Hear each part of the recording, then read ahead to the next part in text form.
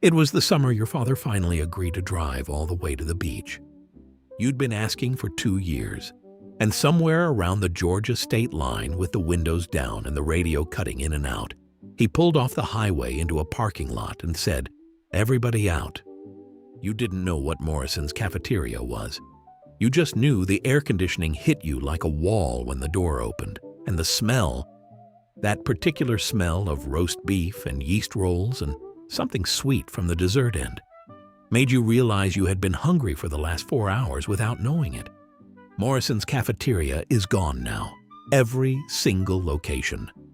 And most of the food it served disappeared right along with it.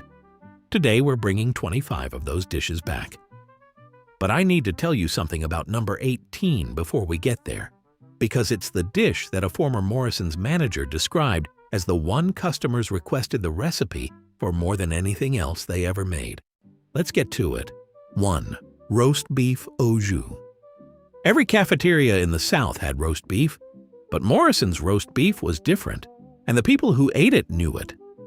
The cut went into the oven at low heat for hours. The au jus, that thin, dark, deeply savory broth, came from the drippings, nothing added but time. When the carver sliced it to order right there behind the glass, the steam came up off the meat in a way that made the people behind you in line lean forward just a little. You got it with mashed potatoes usually, and the juice went over both. Nobody does this anymore, not like Morrison's did. 2. Salmon patties with egg sauce. This is the dish that divides people, and I want to talk about why. Salmon patties were Depression-era food. Canned salmon, crackers, egg, onion, shaped into a patty and fried. By the 1950s, a lot of families had moved on, but Morrison's kept them on the menu, and they kept them because people kept ordering them. The egg sauce is the part most people forget. A simple white sauce with chopped hard-boiled egg folded in, ladled over the top. It sounds plain. It tasted like something your grandmother would have made on a Friday night when she didn't feel like cooking, but still wanted to feed you properly. If this was on your family's vacation tray, you remember it. 3. Shrimp Creole. Morrison's had locations all along the Gulf Coast, and the Gulf Coast showed up in the food. Shrimp Creole at Morrison's was not fancy. It was not a restaurant dish trying to be impressive. It was a cafeteria dish trying to be honest. Shrimp in a tomato-based sauce with celery, onion, and bell pepper, served over white rice, made in quantities that could feed a dining room full of people who'd just driven 8 hours to get to the beach and were starving. 4. Fried shrimp. Simple, perfect, gone. But let me tell you what simple actually meant at Morrison's, because simple is harder than it looks. The shrimp came in fresh, Gulf shrimp at the coastal locations. The kind that smelled like salt water and not like a freezer. They were butterflied, which means the kitchen staff split each one down the back and pressed it flat so it cooked evenly and gave you more surface area for the breading to cling to. That's not a shortcut technique. That's a technique that takes time when you're doing it for a dining room full of people. The breading was light, not the thick, doughy coating you find at lesser establishments that exists mainly to disguise the fact that there isn't much shrimp underneath it. Morrison's breading was thin and crisp and shattered when you bit into it. Actually shattered, the way good fried food is supposed to. And the shrimp inside stayed tender because the oil temperature was right and the cook knew what they were doing. The tail was still on. That matters. Leaving the tail on is a statement of confidence. It says, we are not hiding anything. What you see is what you're getting. You got tartar sauce in a little paper cup on the side, sometimes cocktail sauce. The paper cup was important. It kept the sauce cold against the heat of the shrimp, and it meant you could dip rather than pour, which gave you control over every single bite. Most people ate at least one standing at the tray before they found a table. Nobody said anything about it. Nobody had to, because everybody did it. 5. Fish almondine. This one is worth stopping for a moment.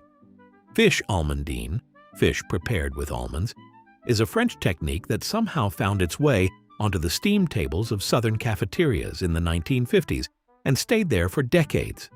At Morrison's, it was typically trout or a similar white fish, coated lightly, covered with a butter sauce and toasted almonds, baked until the almonds turned golden. It was elegant in the way that only unpretentious food can be. You almost never see this on a menu anymore. When you do, it's usually in a white tablecloth restaurant at 4 times the price. 6. Glazed corned beef. Here's one that surprises people. Corned beef at Morrison's was not the deli-sliced kind. It was a whole brisket, brined, slow-cooked, and then glazed. A sweet, slightly sticky glaze that caramelized on the outside while the inside stayed tender enough to pull apart with a fork. It was a special. It rotated. And when it was on the line, the regulars knew it and planned their week around it. 7. Chopped steak with onion gravy. Before the hamburger patty became fast food, it was dinner. Chopped steak, ground beef formed into a thick oval patty, pan-seared and then finished in a dark onion gravy, was on the Morrison's menu for decades. It was the working person's steak. It cost less than $1 for most of the chain's history. The gravy is what made it. Dark, glossy, loaded with caramelized onions. You spooned it over the steak and let it run into your mashed potatoes, and you did not apologize for any of it. 8. Stuffed pork chops.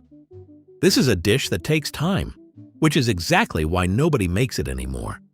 Morrison's stuffed pork chops were thick-cut, pocket-cut, filled with a cornbread dressing that had been seasoned with celery and onion and sage, then baked until the pork was cooked through and the dressing inside had absorbed every bit of the pork's flavor. One of these on your tray and you needed nothing else. Most people got something else anyway. 9. Spanish mackerel. I want to talk about this one carefully because it's the dish on this list that the fewest people will remember, and the one that deserves the most attention.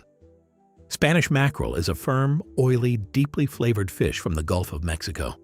Morrison's served it regularly at their coastal locations. It was baked usually with a simple preparation that let the fish be what it was.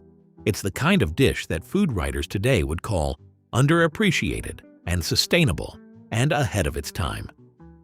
In 1962, at a cafeteria in Pensacola, it was just Thursday's fish. If your family vacationed anywhere near the Gulf Coast, there's a chance this landed on your tray, and if it did, you remember the flavor. Because Spanish mackerel doesn't taste like anything else. 10. Turkey tetrazzini. Now here is one that tells you something about Morrison's that most people don't realize. Turkey tetrazzini is an Italian-American casserole. Turkey, pasta, mushrooms, cream sauce, topped with breadcrumbs or cheese and baked. It was popular in American home cooking in the 1950s and 1960s. Morrison's put it on the steam table. That tells you Morrison's was paying attention to what families were cooking at home and bringing those dishes into the cafeteria. They weren't just serving Southern standards. They were serving the food of the era. Turkey tetrazzini is almost impossible to find in a restaurant today. People still make it at home. But the version on the Morrison steam table, made in massive quantities and somehow still tasting like something your aunt brought to a potluck, was its own particular thing. 11. Veal parmesan. Same story as the tetrazzini, actually. Mid-century America fell in love with Italian-American food, and Morrison's, to their credit, followed. Veal parmesan, breaded veal cutlet, tomato sauce, melted cheese, appeared on Morrison's menus in the 1960s and stayed for years. It was not the veal parmesan of a red sauce Italian restaurant. It was the veal parmesan of a cafeteria that understood its customers were people who watched cooking shows and read women's magazines and wanted to eat something that felt a little special on a Tuesday in August. We are more than halfway through the list, and I have not forgotten what I promised you. Number 18 is coming. But first, the sides. Because at Morrison's, the sides were never an afterthought. For a lot of people, the sides were the entire reason they came. 12. Macaroni and cheese. Morrison's macaroni and cheese had a recipe, a specific recipe, and former employees have spent years trying to get it exactly right because the copies people made at home were never quite the same. Here is what made it different. The sauce was made from scratch with a roux, real butter, real flour, warm milk, and sharp cheddar. Extra sharp, grated fresh. 2 eggs went into it. The whole thing went into the oven at 400 degrees until the top set and the edges pulled away from the pan. It was baked macaroni and cheese in the tradition of the South, which means it was not creamy. It was dense and custardy, and it cut into squares and held its shape on the serving spoon. There are people who drove to Morrison specifically for this. You know who you are. 13. Squash casserole. Yellow squash, cooked soft, mashed slightly, mixed with onion and sour cream and cheese, and crushed crackers on top, baked until the top was golden. Squash casserole is a Southern church potluck staple, but Morrison's version was calibrated for a steam table, which means it was built to hold its texture and flavor over time, not fall apart the way homemade versions sometimes do. The cracker crust stayed crisp longer than it had any right to. If you grew up in the South and you think you don't like squash, there's a reasonable chance you never had it made this way. 14. Squash croquettes. This is the dish on the sides list that stops people cold. A squash croquette is mashed yellow squash formed into a patty, like a squash version of a salmon patty, and fried until the outside is crisp and the inside is creamy and soft. Morrison's made them. They were on the regular rotation, and they are almost entirely gone from American food today. You will not find squash croquettes in any chain restaurant. You will barely find them in any restaurant at all. There are people who grew up eating them at Morrison's who have spent 30 years trying to replicate the recipe at home and never quite getting there. This is the kind of dish that this video exists to preserve. 15. Eggplant casserole. Morrison's baked eggplant casserole is one of the most requested recipes from former employees and customers alike. The eggplant was peeled, cubed, cooked until soft, and folded into a mixture of onion, bell pepper, egg, cheese, and crackers, then baked. The result was a casserole that tasted deeply savory in a way that surprised people who thought they didn't like eggplant. It was comfort food for a vegetable that doesn't usually get treated like comfort food. 16. Spoon bread. Spoon bread is not cornbread. This is important. Spoon bread is a Southern dish made from cornmeal, eggs, butter, and milk, baked into something that is closer to a souffle than a bread. Soft enough to serve with a spoon, hence the name. It is light. It is custardy. It collapses slightly when you serve it, and that is correct. Morrison's served spoon bread, which tells you something about the kitchen's ambition. Spoon bread is harder to make than cornbread. It requires attention. It does not hold well on a steam table. Morrison's made it anyway because certain dishes are worth the trouble. 17. Smothered cabbage. Cabbage cooked low and slow with onion, a little fat, salt, and thyme. That's it. That's the whole dish. And somehow it is one of the things people talk about most when they talk about Morrison's. The smothered cabbage on that steam table had been cooking since early morning. By the time it reached your tray, it was silky and deeply savory and tasted like the best possible version of a thing you probably didn't think you wanted. There is a lesson in that. Morrison's taught it every day. One more side dish and then we go to the desserts. And I need you to stay with me for the desserts, because number 23 is the one I told you about at the beginning. The one people asked for more than anything else. I have not forgotten. 18. Spinach au gratin. Cooked spinach folded into a cream sauce, topped with cheese, baked until the top is bubbling and spotted with brown. This is not glamorous food. It is the kind of food that sounds like something from a school lunch program and tastes like something your grandmother made when she was showing off. Morrison's spinach au gratin appeared on their menu for decades. It was the side dish that vegetable-resistant children were occasionally surprised to find they loved. It was the side dish that adults came back to week after week without quite admitting it was their favorite. Now, here is what I promised you at the very start. 19. Yeast rolls. I know, you expected something more dramatic. Stay with me. Morrison's yeast rolls were baked fresh every day. They were soft inside and golden on top, and when you picked one up off the tray, it left a slight impression in your fingers because it was warm enough that the dough was still yielding. You tore it open and the steam came out, and you put butter on it, and the butter melted immediately and ran into the creases of the torn bread. And here is what I want you to understand about this particular dish. There were people who went to Morrison specifically for the rolls. Not for the roast beef, not for the shrimp, for the rolls. A former Morrison's manager once said that the roll recipe was the one thing the kitchen staff protected most fiercely. Not the pecan pie, not the cheesecake, the rolls. 20. Peach cobbler. Morrison's peach cobbler changed over the years. In the early decades, everything was made from scratch. Fresh peaches, homemade pastry dough, rolled and crimped and baked in massive steam table pans. In later years, they shifted to prepared fillings, which is when some people say it started tasting different. But the early version, the scratch version, was a deep dish cobbler with pastry on the bottom and strips of pastry across the top, baked in a commercial oven at 400 degrees for nearly an hour, the filling bubbling up through the lattice and caramelizing at the edges. Which tells you something about how seriously Morrison's took even the presentation of a cafeteria cobbler. 21.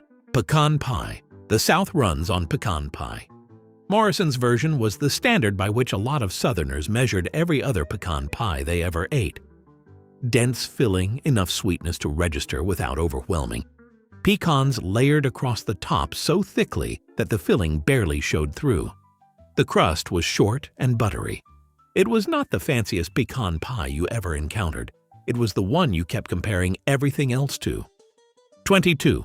Red velvet cake. Red velvet cake is a Southern institution. Morrison's had a version. The frosting was cream cheese, which by the 1970s was the standard. But the cake itself was made in rounds and assembled fresh, and it tasted, according to people who remember it, like the platonic ideal of what red velvet was supposed to be before it became a cupcake flavor at every gas station in America. 23. Prune chiffon pie. Here it is. The one I promised you. Prune chiffon pie sounds like a joke. It is not a joke. It is one of the most requested Morrison's recipes among former customers, and the people who remember it with a specific and almost embarrassed fondness. Embarrassed because they cannot explain why a pie made of prunes was so good. Only that it was. The filling was made from prune puree, sweetened, thickened with cornstarch, then folded into beaten egg whites until it became light and airy. The result was a chiffon pie, cool, cloud-like, not heavy in the way you'd expect from something made with prunes.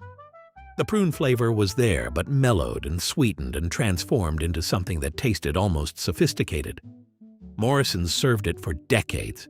It was on the dessert tray alongside the pecan pie and the cobbler, and people chose it again and again over the more obvious options. It is almost completely extinct as a dish today. The people who remember it are not willing to let it go quietly. 24. Custard pie. Morrison's custard pie is the subject of one of the most specific and earnest ongoing debates in the small corner of the internet devoted to Morrison's recipes. The debate is about nutmeg. Some people remember the custard pie having nutmeg. Others insist, firmly with feeling, that it had no nutmeg, and that the nutmeg version at other cafeterias was precisely what made Morrison's custard pie superior. A former Morrison's manager with 17 years of kitchen experience weighed in and said, "No nutmeg." The flavor came from the quality of the eggs and the ratio of cream to milk and the temperature of the oven. Whether or not you remember the nutmeg, you remember the custard pie. Silky, simple, the kind of thing that seems too plain to be as good as it is, and then turns out to be exactly as good as it seems. 25. Cheesecake with toasted almonds. We end here, and we end here on purpose. Morrison's cheesecake was New York style, dense and smooth, with a thick graham cracker crust and a topping of whipped cream lightened slightly with sour cream and finished, this is the part, with toasted almonds scattered across the surface. A former Morrison's employee, writing about this cheesecake decades after the chain closed, called it the best cheesecake they had ever had anywhere. Not the best cafeteria cheesecake, the best cheesecake anywhere. That is a large claim. But read the comments under any Morrison's recipe post and you will find others saying the same thing. Unprompted, in their own words, with the particular conviction of people describing something they have not been able to find since. The cheesecake recipe survived. A former manager shared it. And when you make it, the instruction about the toasted almonds is the same. Don't skip them. That's what made it Morrison's. 25 dishes, one cafeteria, gone since 1998. Here's what I want to leave you with.